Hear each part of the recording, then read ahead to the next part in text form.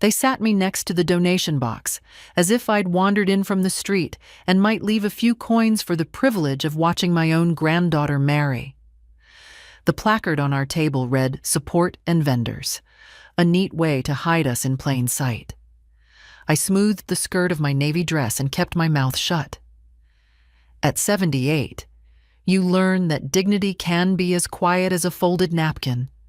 The ballroom smelled of lilies and perfume. A string quartet tested their bows while staff rushed trays through the aisles like disciplined swallows. I could see the head table from my chair if I leaned a little. Haley, luminous and nervous. Mason beside her. My son Daniel 2 seats away, laughing too loudly. There was an empty place card at the head table that I tried not to read as symbolic. The florist had done a fine job, white roses breathing over glass, candles trapped in cylinders like ships in bottles. Pretty, expensive, careful. Everything but kind. "Can I bring you water, ma'am?" the young server asked. He had a soft, worried face and a burn on his wrist. Kitchen mark. I liked him instantly. "Water is good," I said, and later, coffee. Hot. He nodded, as if I'd given him work worth doing. Beside me, a man in a tux adjusted the donation box so it faced the aisle. His badge said, "Foundation Liaison." He smiled the way people smile at stray cats in libraries. I smiled back, so he'd feel he'd done enough for both of us. I had left my coat with the attendant, the one with the kind eyes who called me Miss Mary, as if we knew each other from someplace warmer. I told myself to focus on the small courtesies. Doors opened, chairs pulled, water poured. It is possible to build a whole day out of small courtesies when you have to. Across the room, Daniel tilted his glass toward me without meeting my eyes. I raised my water in return. His tie was the shade of Haley's bouquet, and his hair, once a delinquent riot, was combed obediently. He has his father's jaw when he clenches it. I saw it clench when I walked in, and the coordinator led me here. He didn't argue. He didn't stand. He just tightened and turned. A girl in a sequined dress slid into the chair on my left and immediately asked, "Are you with rentals?" I told her no, and she blinked, disappointed that I was no one she needed. She left to find someone she needed. I folded my hands and listened to the quartet grind its way into tune. The notes felt like teeth in a new denture, awkward at first, then settling. "Grandmother," someone whispered, then corrected herself. "Ms. Brooks?" It was the maid of honor, Elena, I think, checking on centerpiece heights with a little tape measure pinned to her wrist. Her kindness was a busy kind. "Everything good here?" "Everything is here," I said. It was the only true thing I had that wouldn't spill. The program at my place setting listed the order: processional, homily, vows, unity candle, blessing. The print was small, but my eyes are stubborn. No mention of family acknowledgments beyond parents. No, "she raised me." No, "she steadied our house when the wind took it." Things a program can't hold without breaking its margins. The server returned with water. He hesitated, then angled his body to shield me from the room. "If you need a different seat," he whispered, not offering what he couldn't give. "I'll be fine," I said. He believed me the way people believe doctors because the white coat says so. I touched his sleeve, careful of the burn. "Thank you." From the head table, Haley looked everywhere and nowhere, the way brides do when 100 eyes ask for her at once. For a heartbeat, she found me. Her smile flickered, then steadied into the public one. I pressed my lips together and pretended the candlelight blurred things, not my age. At the front, the priest spoke softly with the coordinator. a silver-haired man with shoulders that had learned to carry other people's days. He wore a clerical collar and a patient expression, the kind I respect. When he turned his head, his gaze found the far tables first, the safe ones. Then he kept scanning, row by row, as if reading a book he'd misplaced. When his eyes reached mine, they paused, and in that pause I felt a measure taken. My hands were steady on the linen. I thought of the envelope in my purse, stamps, an old habit, and the paper I'd signed months ago on a quiet afternoon when this wedding was still a promise and not yet a performance. I felt for its weight without reaching. A woman can be small and still carry something that shifts a room. The quartet settled into their prelude. The room rose in a hush like bread. The coordinator raised his arm to cue the doors. Somewhere behind them, Haley would be lifting her shoulders, filling her lungs, ready to walk through a life she can't yet see. I sat where they'd put me and made myself ready too. Not for a fight, not for a scene, but for the sort of truth that doesn't move its chair and still changes the table. The door to my bedroom creaked when I opened it, as if it too was tired of pretending everything was fine. I stood in front of the mirror, the one James and I bought for our anniversary back in '78. The glass had a small crack in the top corner now, but it still showed me plainly. A woman in a deep navy dress with hands that had worked a lifetime, eyes that had seen too much, and lips pressed tight with something that wasn't quite sorrow and wasn't quite rage. They'd placed me at the furthest table from the altar. Round plastic chairs, no decorations, no name cards. The kind of table you'd expect someone to sit at if they'd arrived uninvited, and no one knew what to do with them. A teenage cousin gave me an apologetic glance when I sat down. Her name was May or Maeve. I couldn't remember anymore. She fiddled with her phone the whole time, only pausing to ask if I wanted water. I smiled and said, "Yes, please." It was all I could do not to get up and leave right then. I watched the reception swirl in front of me like I was underwater. Soft jazz, white roses everywhere. Marissa's dress shimmered like something out of a bridal magazine, though this wasn't her wedding. This was Rebecca's day, my granddaughter. My sweet, careful, curious girl. Now a bride, now grown. And I was seated at what might as well have been the janitor's bench. A few people noticed me, nodded awkwardly. One of Marissa's friends whispered something into her ear while looking at me, and they both laughed. I didn't need to hear the words. I knew the tone. She's here? Who invited her? She still wears that old necklace? That necklace. James gave it to me the year our son turned 10. A single pearl. He said it reminded him of the moonlight the night we first kissed. I wore it today for Rebecca. I thought maybe she'd notice. Maybe she'd remember. Instead, I sat alone at a table with no salt shaker, no centerpiece. Nothing but a folded napkin and the ache of knowing I'd helped pay for the flowers, the cake, the tent. I pulled my gloves off slowly. My fingers were trembling, not from age, but from something worse, humiliation. And then, without warning, the music stopped. Just like that.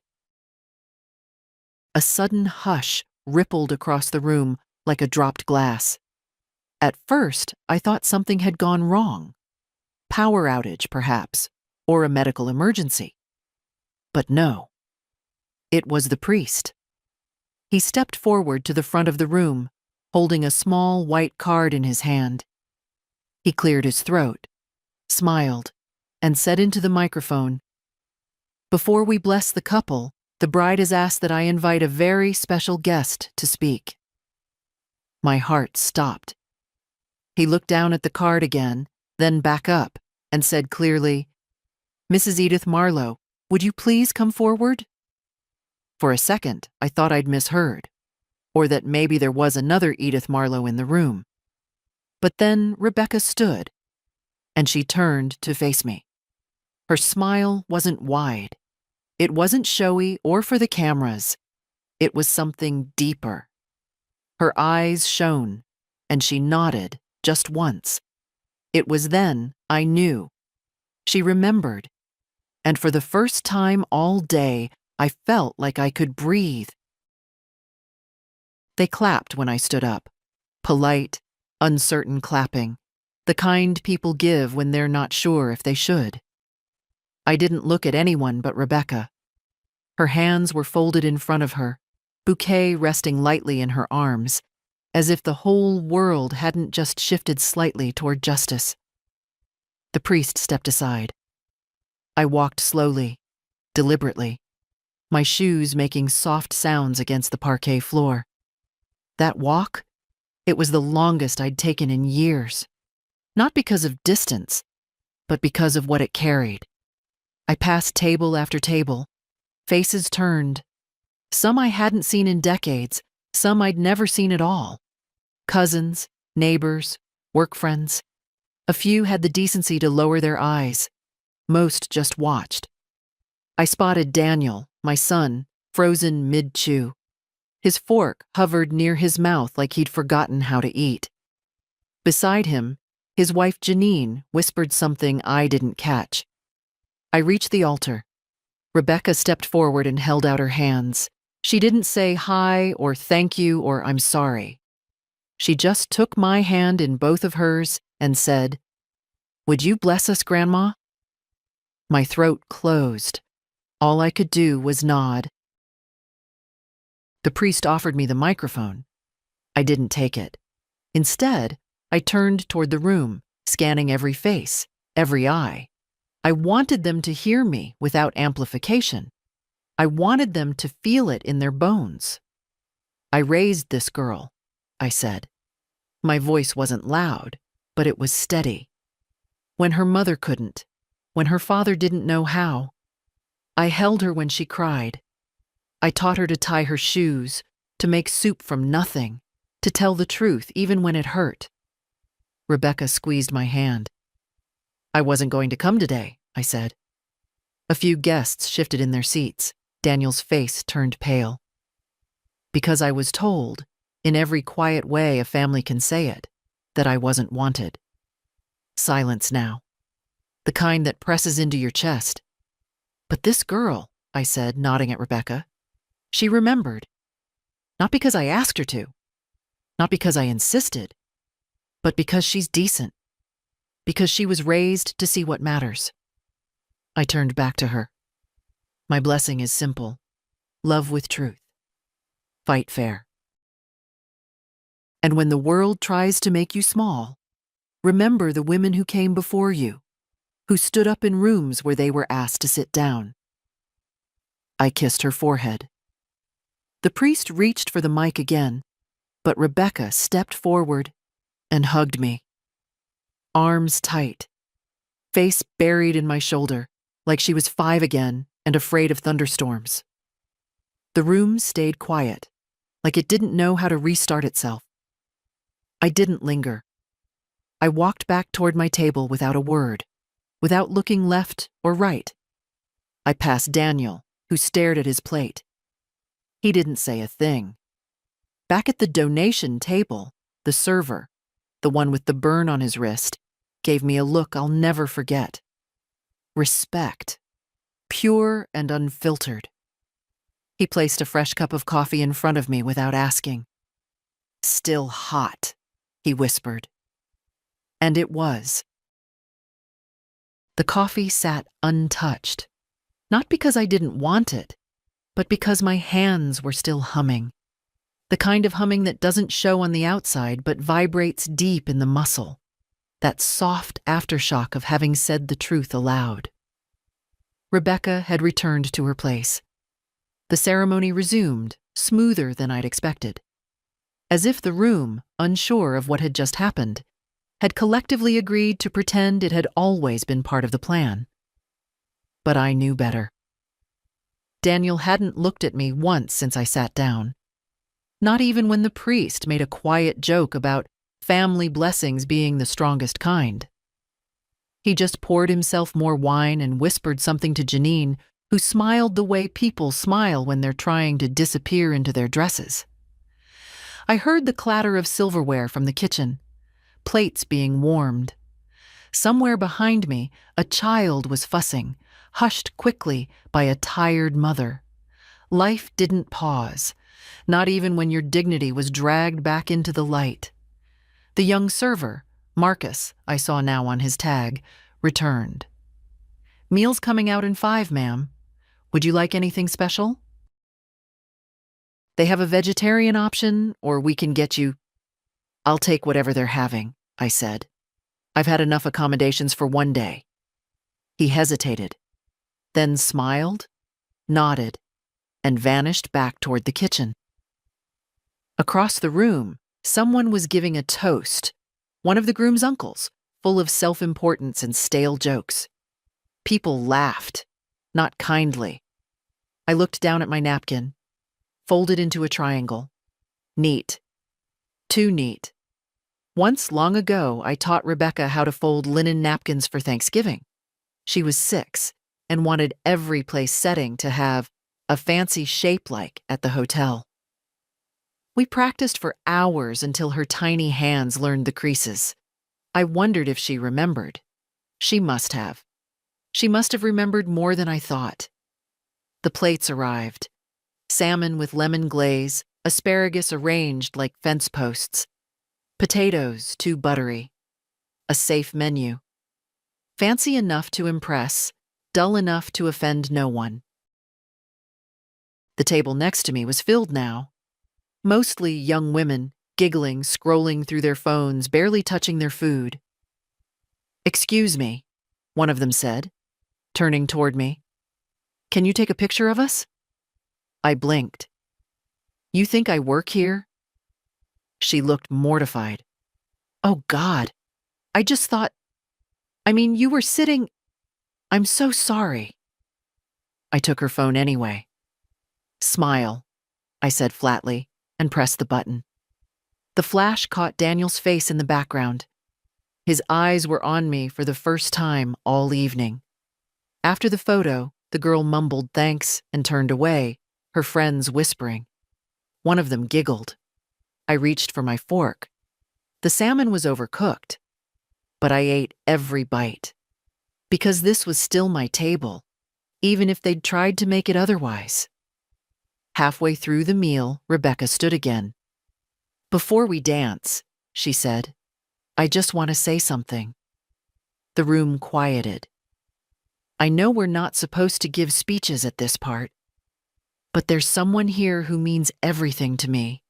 Someone who's shown me what loyalty looks like, what survival looks like. She paused. My grandmother. People applauded.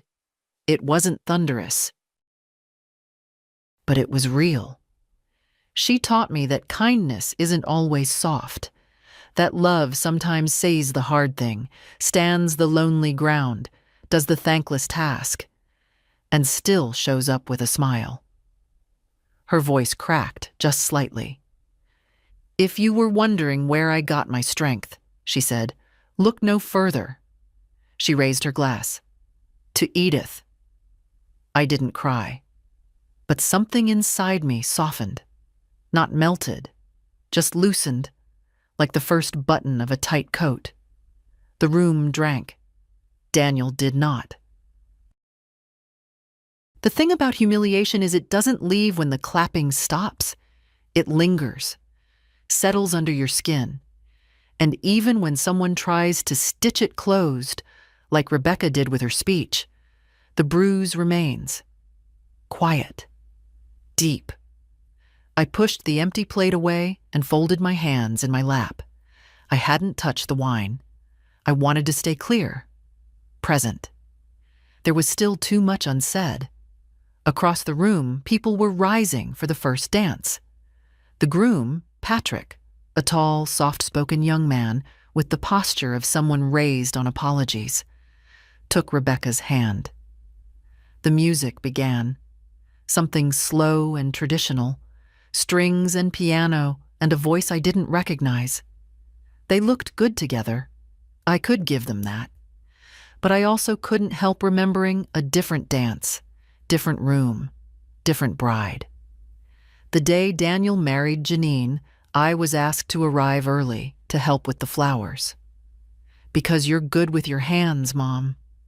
I arranged centerpieces for 2 hours straight, standing while the others sat, fussing over hair and dresses and nothing. No one offered me water. No one said thank you.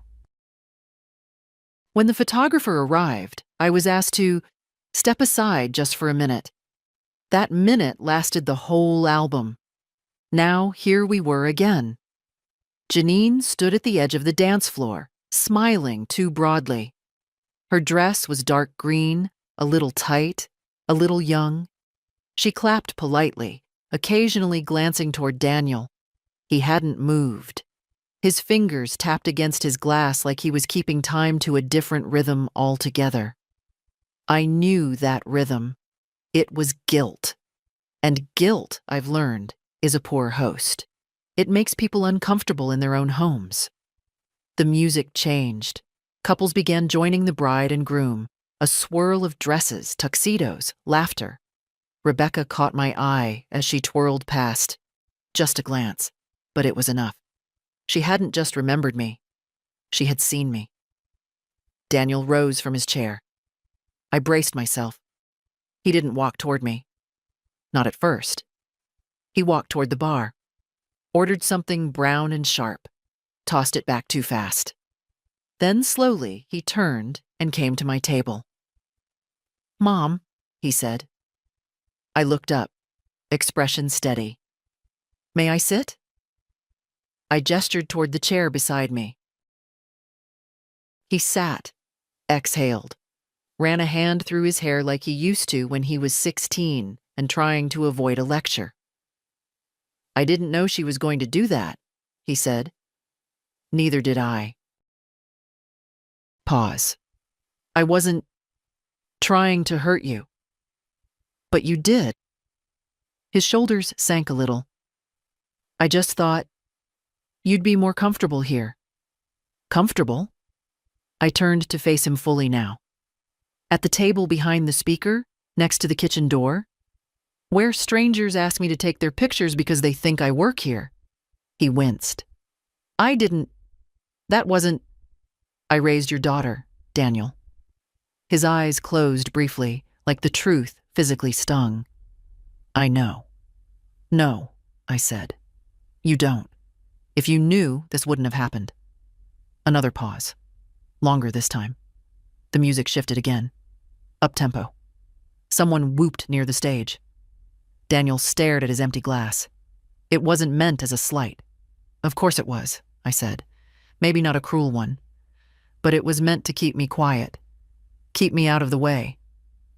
He didn't argue. That was something. I reached into my bag and pulled out a folded paper. It was worn at the edges. I'd been carrying it for weeks. "What's that?" "A copy of the check I wrote to cover the caterer's deposit," I said, laying it on the table. "Because your daughter asked me first. And I said yes." He stared at the paper. "I didn't know." "Because you didn't ask." He sat very still. "I'm not angry," I said. "Not exactly. I'm tired. I'm tired of being erased by the very people I carried." He looked up at me then, and for a second, I saw something real. Not shame, not embarrassment. Something closer to recognition. "I'm sorry," he said, voice low. "I know." We didn't hug. We didn't cry. We just sat there. Two people bound by blood and mistakes. And somewhere beyond us, Rebecca danced. I didn't expect him to stay. After a few minutes, Daniel stood, folded the paper neatly, and slipped it into his jacket pocket. He mumbled something about checking on Janine. I didn't stop him. There's a kind of apology that doesn't ask for forgiveness, just space to retreat. That was his. I sat back in my chair and watched the celebration roll on like a river I'd stepped out of. The music had turned lively again. Something from the 90s, I think. A wave of nostalgia washed through the younger tables. People danced, shouted lyrics, took photos. Everyone playing their part in the ritual of pretending nothing awkward had happened. But some faces still glanced at me now and then. Curiosity, discomfort, a few with the kind of quiet nod that said, "I saw it. I heard it." That was enough. Marcus, sweet boy, came by again, offering a small slice of cake. "I know it's not much," he said, "but it's the good part. Corner piece, with extra frosting." "Then I'm in excellent company?" I said. He grinned. "You want coffee with it?" "You read my mind." He returned a minute later with a fresh cup and 2 sugars. No questions asked. I sipped slowly, grateful for small mercies. That's when my phone buzzed. I don't keep the ringer on anymore. The sound is too sharp, too demanding, but the vibration was gentle, like a reminder. "You're still here." It was a message from Helen, my old neighbor from Oak Ridge. "Watching the live stream. Did you just speak? That was incredible. You looked fierce. Hope you're okay. Call me later if you want." I stared at the message. Live stream. Of course. Rebecca had mentioned something about broadcasting the ceremony for out-of-town guests. I hadn't realized it included the reception too, which meant the whole thing, the walk, the speech, Daniel sitting beside me like a boy in trouble. All of it. I smiled, barely, not from pettiness, from relief. When you've been told you don't matter, there's a strange comfort in knowing someone, even a stranger, saw the truth unfold. I typed back, "I'm fine. More than fine. I'll call you tomorrow. Thank you for seeing me." I put the phone away and let my gaze drift toward the dance floor again. Rebecca was now dancing with her grandfather, Patrick's side. A tall, wiry man with big hands and a bashful smile. I watched the way she leaned in, said something to make him laugh. She was always good at making people feel at ease. When the song ended, she came toward me. No hesitation. No glances toward Daniel. Just walked right up and sat beside me. "You okay?" she asked. "I've had worse meals," I said, sipping my coffee. She smiled. "I meant more generally." I looked at her. "You didn't have to do what you did." "Yes, I did." "No," I said gently. "You chose to." She looked down at her hands. Her nails were painted a soft rose gold, the same color I'd worn at her graduation. She noticed my glance. "I picked that color for you," she said. "I remembered you said it made your hands feel elegant." That nearly undid me. "You remembered." "I remember more than you think, Grandma." We sat in silence for a bit. Then she leaned her head on my shoulder, like she used to when I read her stories before bed. "I'm sorry," she whispered, "about where they put you." "About all of it. You don't have to carry that. But I do." I didn't tell her to let it go. I didn't give her some tired line about forgiveness or moving on. I just said, "Thank you for seeing me," and meant it. The music picked up again. Guests laughed louder. Someone spilled a drink and shouted an apology. Life, as always, moved forward. Rebecca stood. "Don't leave before I come back," she said. "I won't." And for the first time that day, I believed it, that someone wanted me to stay. The cake was good. Not exceptional, not memorable, just good. Sweet, a bit dry near the edges, with frosting thick enough to coat the roof of your mouth. But I ate it all. Not because I was hungry, but because it was mine. Mine to eat, mine to enjoy, and no one could take that from me. A small girl wandered past my table with chocolate on her cheek. She gave me a grin, toothless in the front, and waved. I waved back. Her mother scolded her gently, then caught my eye and smiled apologetically. I nodded. We understood each other. Two women carrying someone else's noise on our backs, trying to stay kind. The music softened. Some slow tune I didn't recognize. I saw Daniel standing near the bar again, a fresh drink in his hand, speaking quietly to one of Patrick's groomsmen. He wasn't laughing. His tie was a little looser now, his shoulders tight. He looked older than he had that morning. Older, or just more real. Funny how age shows when you lose your shield. I thought about the wedding gift still sitting in my purse. Weeks ago, I'd written the check, a substantial amount, tucked it into an envelope lined with gold. No note. No instructions. Just quiet support. My plan had been to slip it to Rebecca privately after the ceremony. No fuss, no scene. A final gesture before I faded into the background again. But tonight had rewritten everything. I reached into my bag and pulled the envelope out, smoothing its edges with my thumb. The gold lining caught the light from the chandelier. Rebecca deserved it. Not for the speech, not for the hug, but for the way she had never let the world shrink her. She'd seen me. She'd always seen me. I would still give her the gift. Not because I owed her, because I wanted to. There's a difference, and at my age, you learn to honor it. Ms. Marlowe? I looked up. A woman stood at my table, late 30s, graceful, the kind of guest who didn't need to be introduced. She looked familiar, though I couldn't place her. Yes? I just wanted to say, your blessing earlier. It was beautiful. I raised an eyebrow. I wasn't sure if anyone else heard it. Oh, we all did, she said, her voice soft. Most of us just didn't know what to do with it. I gave a half smile. That's the problem with truth. It shows up without instructions.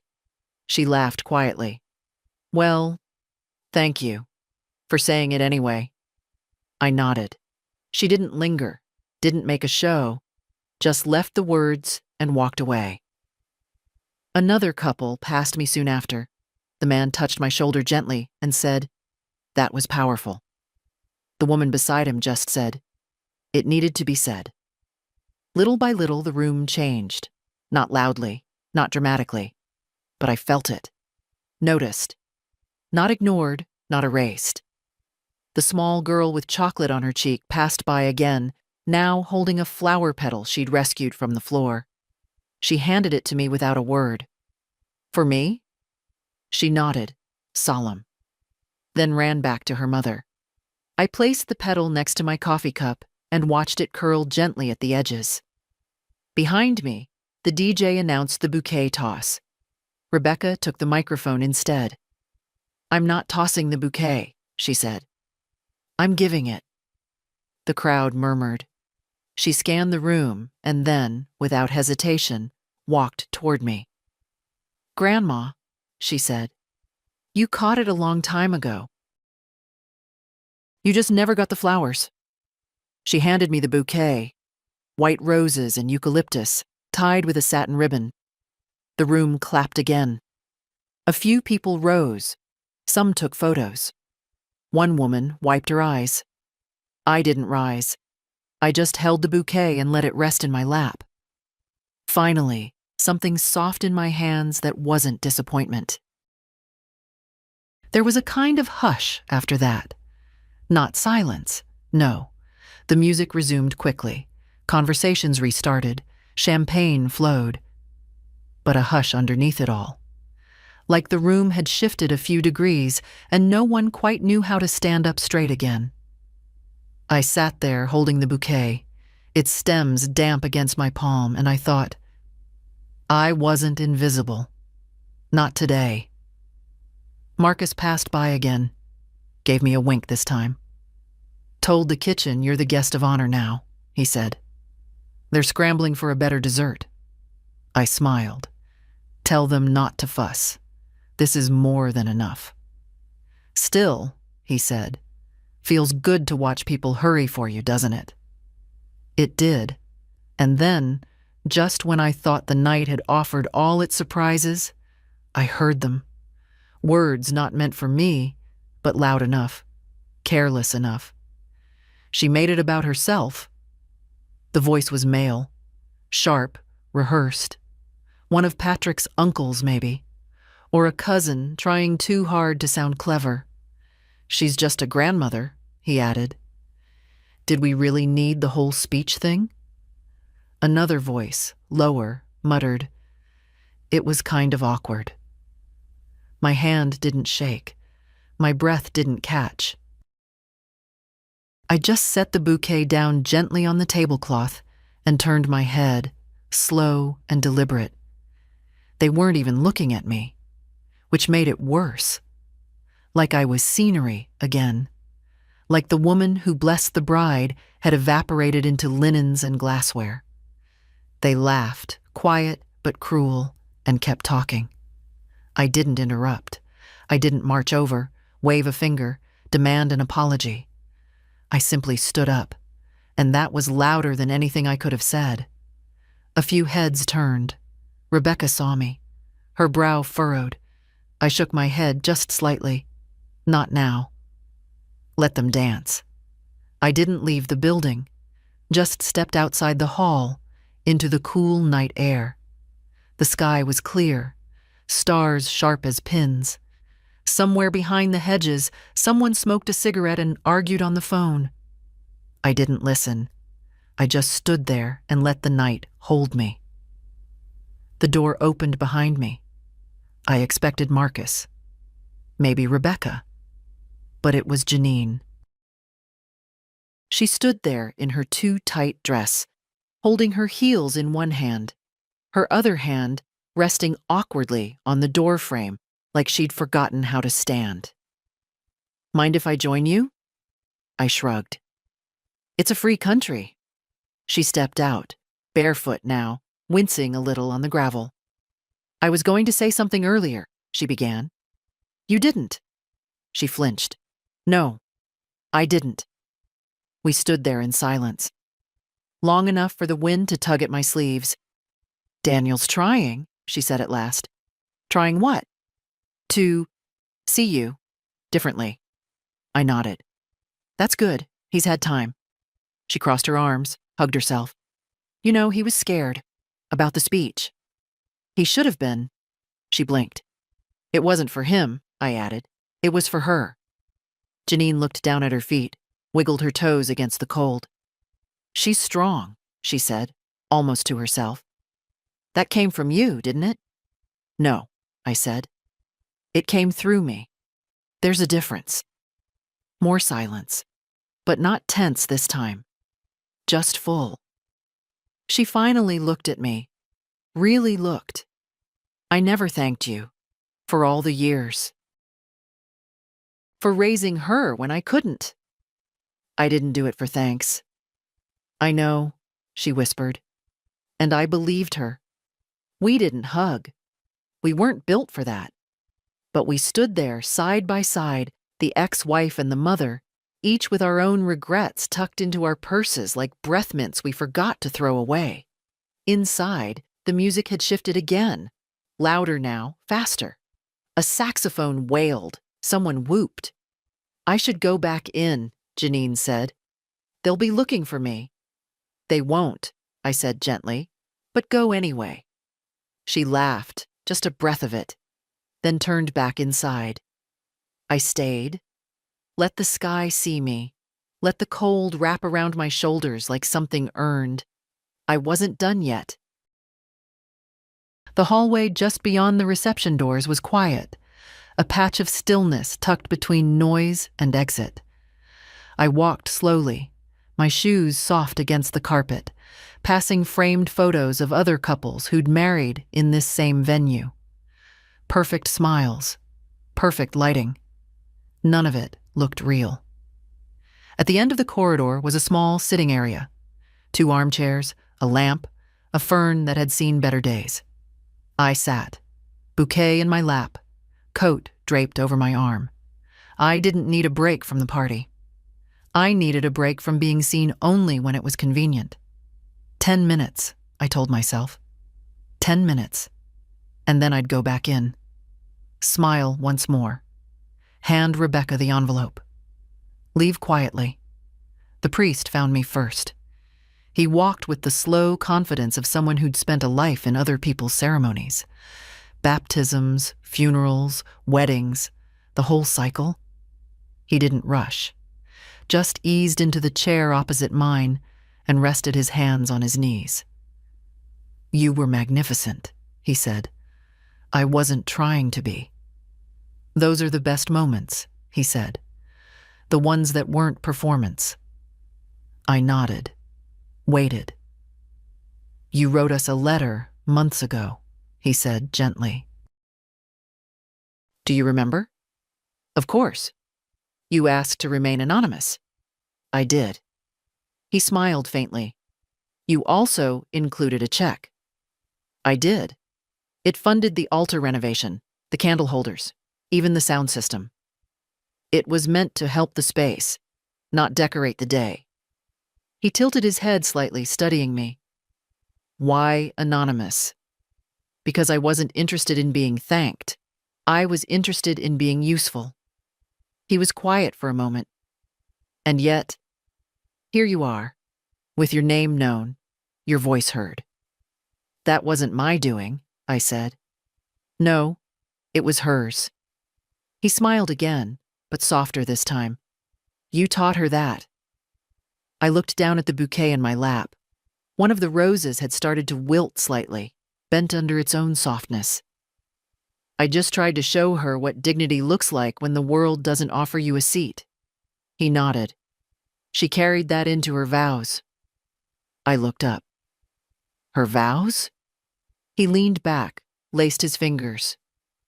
"She asked for them to be read privately, to me, before the ceremony. Said they were too personal for a microphone." I didn't speak, just waited. She said, and I quote, "I want to love the way I was loved, without condition, without spotlight, with strength so quiet you forget it's holding up the roof." My breath caught. She was talking about you. I pressed my lips together, felt the weight of years in my throat. "She left this," he said, pulling a folded note from his pocket. "Said I should give it to you if the moment felt right." He handed it to me. Cream paper. Her handwriting. I didn't open it. Not yet. "I should go back in," I said finally. "Yes," he agreed. "But know this. That room changed tonight. It's not the same place you entered."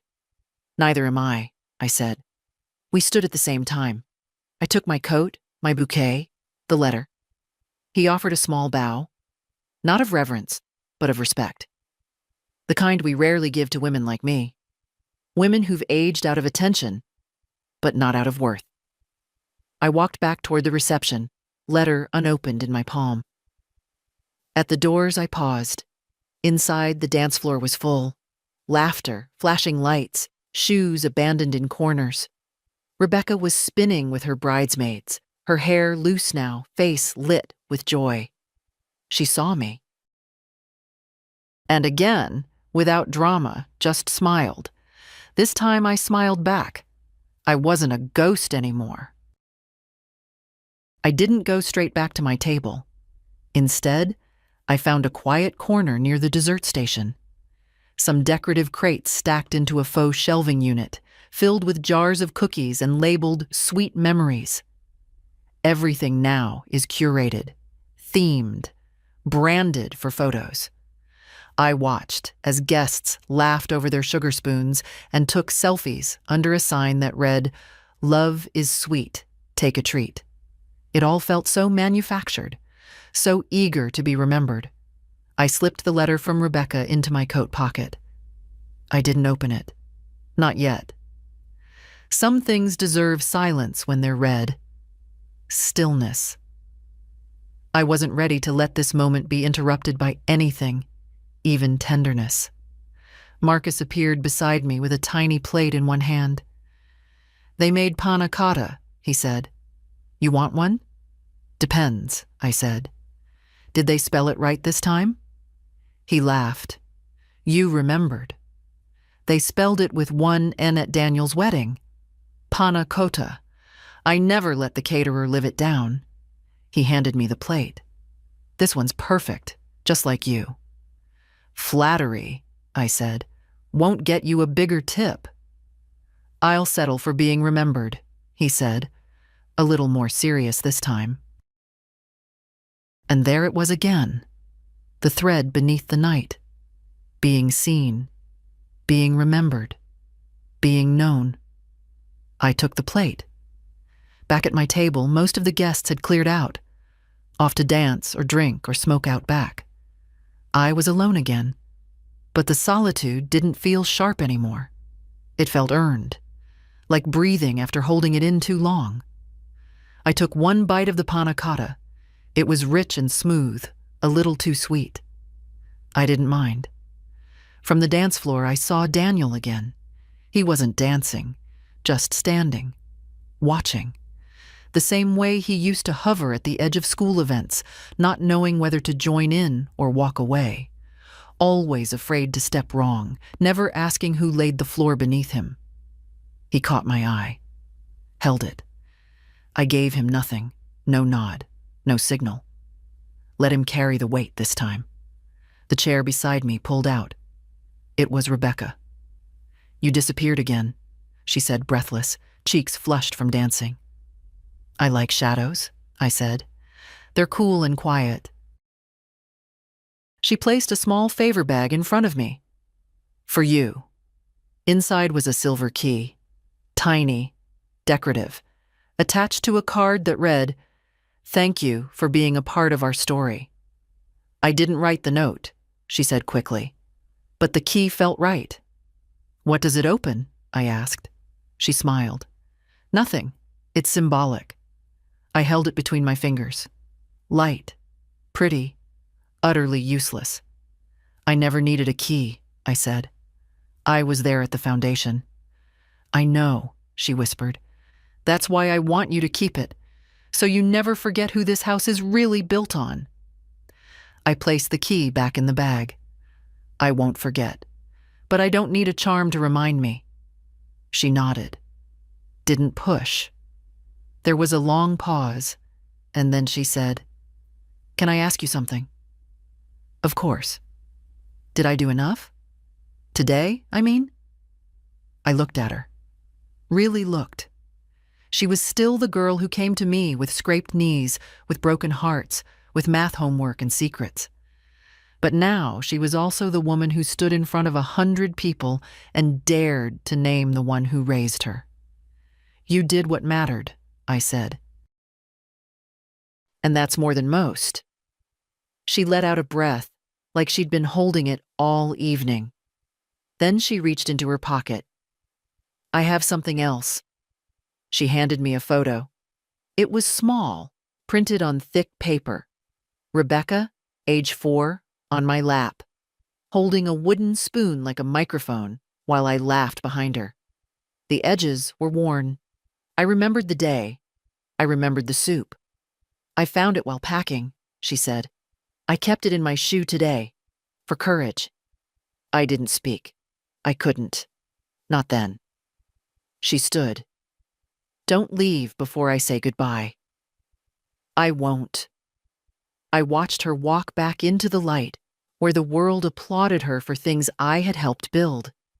And I sat in the dark, finally full. The photo stayed on the table, face up, curling slightly at the edges from the moisture in the air. I didn't touch it. Just let it lie there, like evidence, like memory made solid. I looked thinner in it.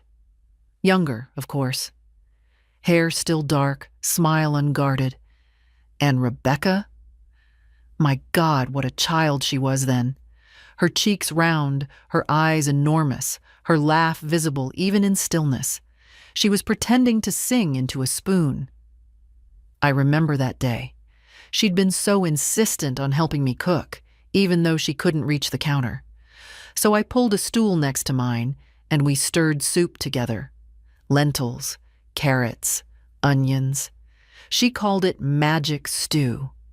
And now here we were, a room filled with laughter and strangers and sugared words.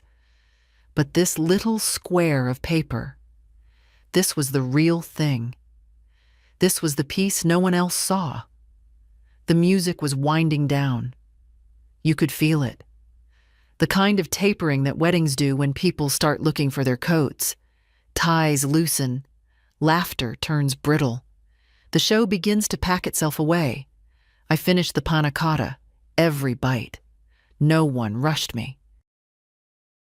A woman I didn't know, late 40s, well-dressed, hair pinned back in an elegant chignon, stopped at my table. "I don't mean to intrude," she said, "but I just wanted to say, your words earlier were the most honest thing I've heard at a wedding in years." I looked at her. "Honesty makes people uncomfortable." She nodded. "That's how you know it's working."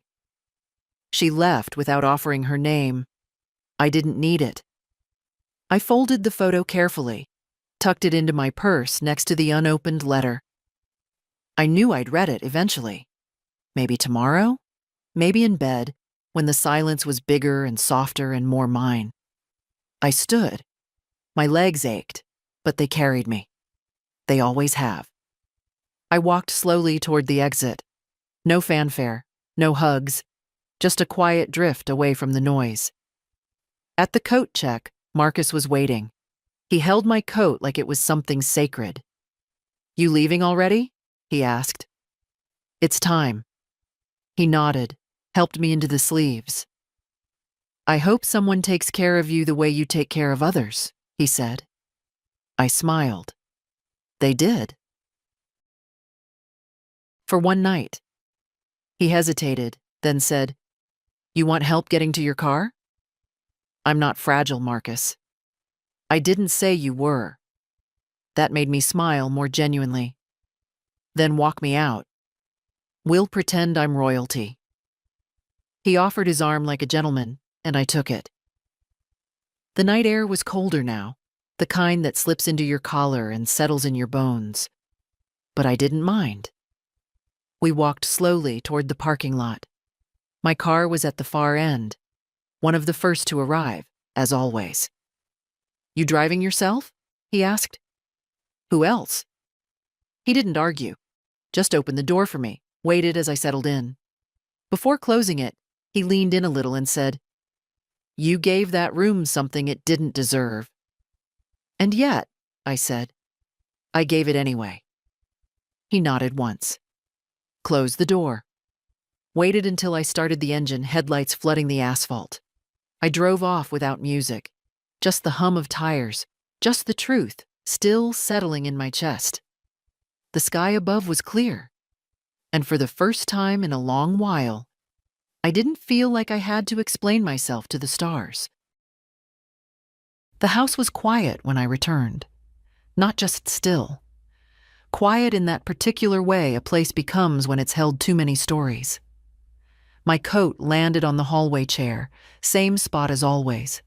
Shoes by the door. Purse on the entry table. I moved through the motions like muscle memory, but I wasn't inside them yet. Not fully. I turned on the kitchen light. A warm glow spread across the tile.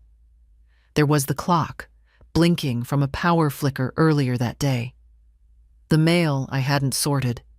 A vase of fake flowers I kept meaning to replace but never did. This was my kingdom, small, neat, reliable. But tonight it felt different. Not lesser, just quieter. I boiled water. Tea, not coffee. I needed something soft. While the kettle hissed, I placed the letter on the table.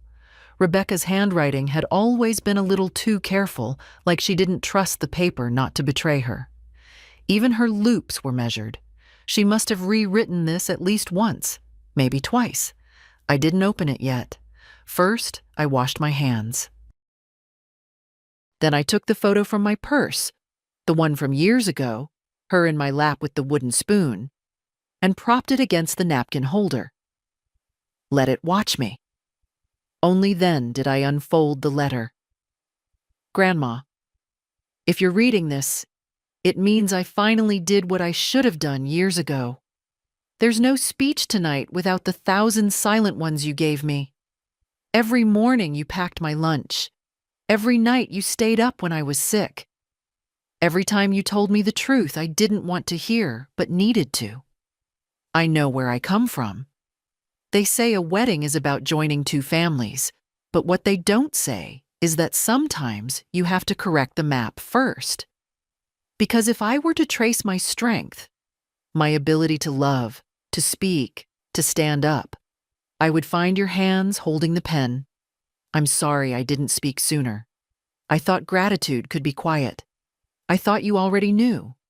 But now I realize some things have to be said out loud, or they get buried. So here it is. I love you. I see you. I carry you with me.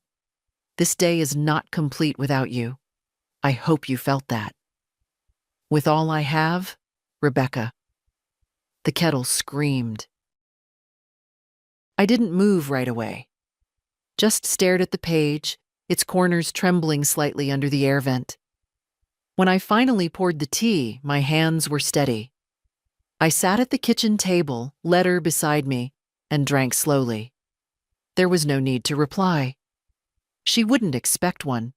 This wasn't a conversation. It was a gift. And I received it. After all these years, after all the scraped knees and sleepless nights and unspoken debts, she had given me what no one else had thought to offer. Recognition.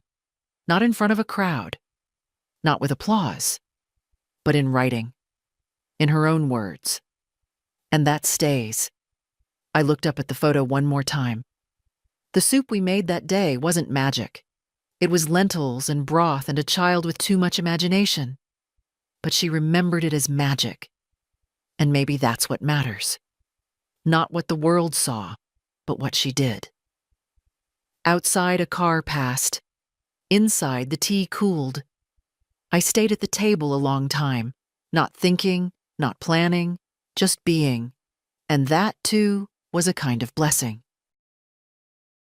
The next morning arrived without ceremony. No phone calls, no urgent knocks, no leftover messes from the wedding, at least not in my house. Just the quiet rhythm of the refrigerator humming, the clink of my teaspoon against ceramic, and the old floorboards creaking under my steps like they were reminding me I still lived here, still mattered. The bouquet sat on the kitchen counter, stems slightly wilted now. The eucalyptus held its shape. Resilient. Understated. My kind of flower. I didn't reach for my phone right away. I didn't want to read texts from distant cousins pretending they hadn't seen what happened. Or worse, trying to compliment it like a performance. Like I'd stood up for show. I hadn't. I'd stood up because if I didn't, I'd disappear entirely. Around noon, I opened the back door and stepped out into the small garden James and I built together. It wasn't grand.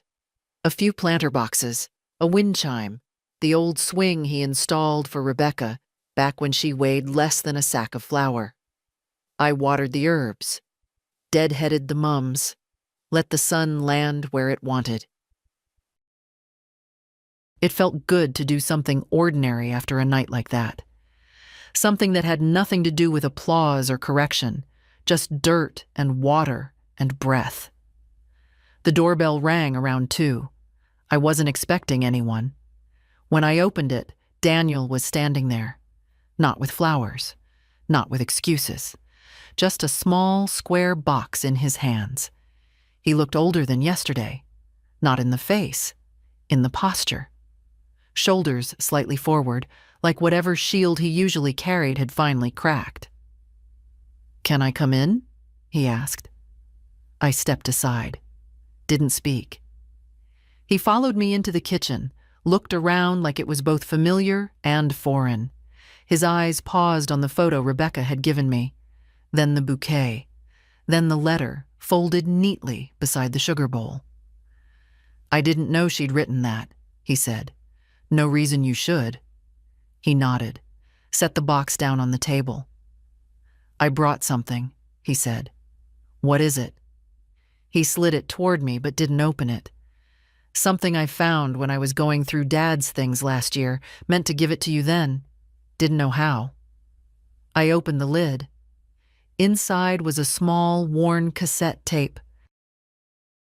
The kind from the late 80s, labeled in my husband's handwriting, "For Edith, John, 1989. I stared at it. "I found a player," Daniel added. "Charged it, if you want." He pulled an old cassette player from his bag, set it gently beside the box. No flourish, no pressure. I didn't move. "I'll wait in the living room," he said. "If you'd rather be alone with it." He started to leave. I stopped him with just one word. "Wait." I slid the tape into the player, pressed play. For a second, nothing. Then a crackle. Then my husband's voice, younger, stronger, filled with the kind of certainty time tends to file down. "Edith, you'll probably never hear this unless I'm not around anymore. Which means if you're hearing it, well, damn." I smiled. That was him. I just wanted to say, if our boy ever forgets, if the world ever makes you feel small, you remember this. You are the reason this family held. You're the spine, the fire, the one who never got to fall apart because everyone leaned on you too hard to notice you needed to. Daniel sat down slowly. "I don't say it enough. You raised our son. You're raising our granddaughter. And when they look back one day, if they don't say your name first, then they've forgotten who fed them when love was running on fumes." Silence. Then a soft chuckle. "I love you, Edith. You're the whole damn roof." The tape clicked to a stop. I didn't cry. Daniel did. Just one breath caught too hard in his chest. He wiped his face and didn't try to hide it. "I didn't know he said that," he whispered. "I did," I said. "Not in words, but I knew." He nodded, reached for the cassette, then stopped. "Do you want to keep it?" "Of course." He stood to go, then paused. "Do you think," he asked, "it's too late for me to be better at this?" I looked at him. My son, my sorrow, my second chance. "No," I said, "but it's later than you think, so don't waste it." He didn't hug me. He just placed his hand on mine for a moment. Warm, real. Then he left, and I stayed, with the photo, the bouquet, the tape, and a piece that didn't need witnesses. I played the tape again that evening. Not because I needed to hear it. I already knew every word by heart. But because sometimes we deserve to sit in the sound of someone loving us without asking anything in return. James's voice filled the kitchen, like he'd just stepped outside to smoke and come back with a story. I closed my eyes and let it wrap around the parts of me that had hardened over the years, the parts that had bent under silence, under duty, under being everyone's "What would we do without you?" until they finally tried. When it ended again, I didn't move. Just let the stillness settle. I thought of the photo, folded in my purse, of Rebecca's letter, of Daniel's voice cracking when the tape clicked off. And I thought of the wedding, how they'd sat me near the door like I was already on my way out. That was the thing, really. They'd arranged me like a relic, something kept nearby out of politeness, not reverence. But what they'd forgotten, what most people forget, is that relics don't need the spotlight. They outlast it. The next morning, I opened the closet in the spare bedroom, pulled out the small fireproof box where I keep the important things: insurance, birth certificates, the deed. I added the letter, the photo, the cassette. These weren't keepsakes. They were anchors. Proof that I'd existed in more than memory. Later that afternoon, Rebecca called. "Can we have lunch next week?" she asked. "Just you and me?" "Of course," I said. "I want to talk about things." "We'll talk. And laugh," she added quickly. "We always end up laughing." "Yes, we do." She hesitated. "He's trying, you know." "I know. It means something to him now. You do." "That's not new," I said gently. "What's new is that he finally sees it." She was quiet a moment. Then, "Thank you for not giving up on us." I didn't have a clever answer, just a truth. "I almost did," I said. "But then you stood up, and suddenly I wasn't alone anymore." We said goodbye, and I sat at the kitchen table again, hands wrapped around a cooling cup of tea. No noise, no applause, just the weight of everything I'd carried, and the lightness of no longer carrying it alone. I looked at the bouquet on the windowsill, fading now, but still beautiful. Still worth keeping another day or two. And I thought, yes, maybe it took decades. Maybe it took a wedding and a microphone and a tape from the past. But they'd finally heard me. Not because I shouted, but because I stayed. I went to lunch with Rebecca the following Thursday. A small cafe off the main street, the kind of place with scratched wooden tables, real cream in ceramic pitchers, and a bell above the door that rang whether you wanted attention or not. We sat by the window. She ordered soup. I asked for half a sandwich and tea. No one interrupted us. No waiters lingering too long, no stares, no sideways glances. Just two women, one old enough to have seen the world shift, the other just starting to understand what it costs to keep it still. She asked about James, about how I met him, about the first time I held her as a baby, things she'd never thought to ask before, and I answered, not with drama, just truth, worn, tender, whole. At the end of the meal, she reached into her bag and pulled out an envelope. "I know you hate cards," she said, "but I found this one, and it felt right." On the front was a single line. "Some roots don't show above ground." Inside, she had written, "But they're the reason the tree stands at all." I didn't speak for a long time. Finally, I said, "You don't owe me anything." "I know," she said. "That's why I'm giving it to you." We paid in silence, walked out together. She held my arm, not because I needed it, but because she wanted to. When we reached my car, she stopped me. "I want you to speak at my next big thing," she said. "What's that?" "Doesn't matter," she grinned. "Whatever it is, you'll be there, up front, not by the kitchen. I'll hold you to that. I'm counting on it." She kissed my cheek, like she used to as a child. Quick, warm, sincere. And then she left. I sat in my car for a while, watching her walk away, upright, strong, unafraid to take up space. That's when I realized it wasn't about the wedding, not really. Not about the seating chart or the microphone or even the tape from James. It was about staying.